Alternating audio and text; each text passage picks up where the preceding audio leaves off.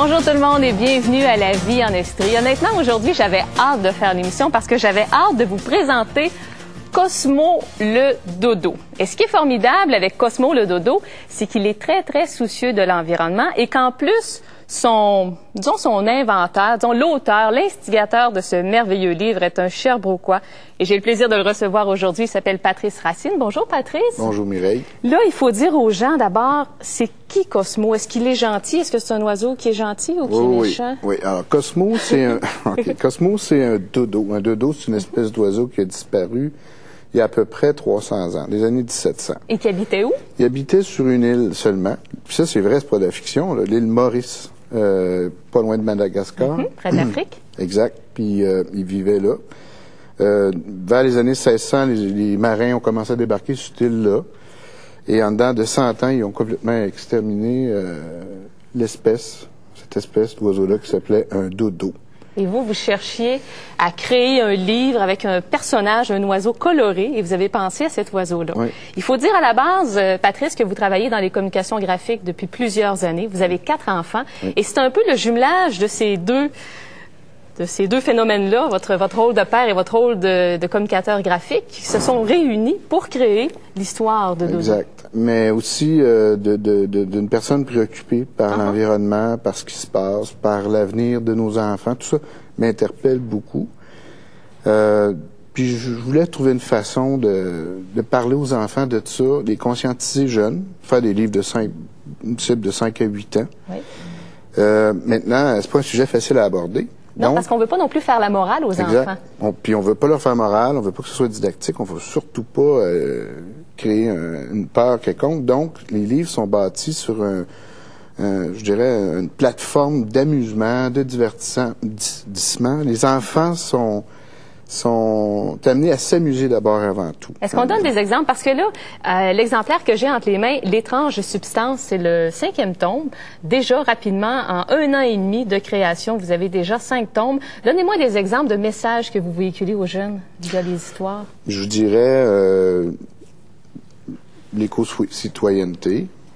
C'est surtout des messages qui sont liés à le comportement. Être citoyen responsable. Avoir, par exemple, la conscience de ce qui t'entoure, l'exploitation des ressources naturelles. Ça traite plus du comportement, je dirais, qu'on a face à la nature que des sujets concrets comme l'eau, la pollution de l'eau, quoi que ce soit. Mais les albums vont l'aborder d'une façon indirecte. Et c'est tellement bien illustré. Et ce qui m'impressionne, c'est que non seulement vous avez eu l'idée, vous êtes à l'origine des histoires, des concepts, des scénarios, et c'est vous aussi qui faites les illustrations. Oui, c'est mon plaisir, ça. Oui. Ben, je fais tout. On a une équipe qui travaille avec nous pour, je dirais, le développement des histoires.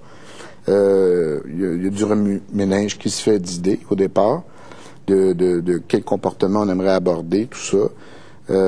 À la suite de ça, on fait une équipe qui va commencer à travailler les textes et le scénario de l'histoire. Je suis participe beaucoup à cette étape-là aussi. Là. Et depuis 1 an et demi, vous avez fait des salons du livre, entre autres, parce que vous êtes connu. Je trouve ça triste parce qu'on vous connaît peu dans votre propre région. Tout se fait à Sherbrooke. Et par contre, vous êtes allé déjà à Salut Bonjour. Vous avez participé à différentes émissions dans les salons du livre. Est-ce que vous sentez que le message que vous souhaitez véhiculer aux jeunes est reçu? Est-ce que vous sentez qu'ils appliquent les théories que vous leur inculquez? Où est-ce qu'on le sent le plus, c'est dans notre programme école. On a un programme dans les écoles qui est propulsé par la Fondation Human-ID. Le programme, en gros, c'est que la Fondation prête une centaine de livres par cycle dans les écoles qui s'inscrivent. C'est complètement gratuit. À date, on est rendu à 50 000 jeunes dans les écoles qui ont lu Cosmo, qui ont fait des activités avec leurs professeurs, qui ont participé à notre concours. Puis, on va atteindre 70 000 en pas grand temps avec ce qui s'est fait en termes de livres vendus, tout ça, on va atteindre tout près de 100 000 jeunes. Ce qu'on voit, surtout, c'est dans les écoles. La réaction des jeunes dans les écoles qui aiment se faire parler de l'environnement de façon dont Cosmo le fait, que les professeurs aiment aussi en parler aux enfants à travers la plateforme de Cosmo. Puis quand on fait du salon du livre, maintenant, les salons de livre, ce qu'on sent, c'est le fait que les jeunes connaissent de plus en plus Cosmo, ils viennent nous voir, parlent, C'était très agréable. Oui, et il faut dire qu'à la fin de chaque livre, parce que bon, je me suis permis évidemment de les lire, et à la fin, on questionne le jeune sur ses habitudes de consommation à la maison, sur les produits qu'il utilise aussi, puis on lui demande aussi ce qu'il retient de l'histoire. Est-ce que vos enfants, eux, ont compris le message? Ben, les miens, en fait, ma plus vieille, ma plus jeune des plus vieilles, finalement. Non, ma plus vieille des plus jeunes, plutôt. Oui. Elle a 13 ans et demi, fait qu'elle comprend très bien. Et dans le public. Mais la plus jeune, c'est les dessins, elle. C'est encore les dessins, elle a 3 ans et demi. Ah, mais le message, il passe à cet âge-là, j'en suis convaincue. Il faut dire aussi que le rêve de Cosmo, c'est de trouver un autre dodo. Et c'est ce qu'il n'a pas réussi à faire encore après 5 tomes. On espère que dans les prochains, il en trouvera enfin.